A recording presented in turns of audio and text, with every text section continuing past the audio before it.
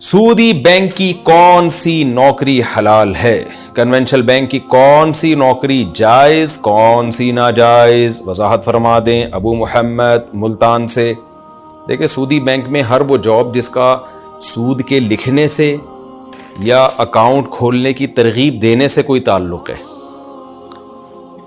तो जो भी सूद का लेन देन कर रहा है, क्योंकि सही हदीस है, नबी सल्लल्लाहु अलैहि वसल्लम ने फरमाया कि सूद की वजह से 4 आदमियों पर लानत होती है: सूद देने वाला, सूद लेने वाला, और सूदी लेन देन को लिखने वाला, और सूदी लेन देन पर गवाह बनने वाला।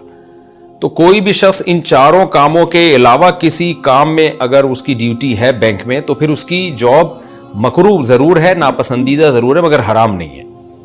तो अब उसमें चौकीदार आ गया। चौकीदार का काम ना वो सूद ले रहा है, ना दे रहा है, ना वो किसी तरह से मुआवनत कर रहा है। उसका काम सिर्फ ये कि इतना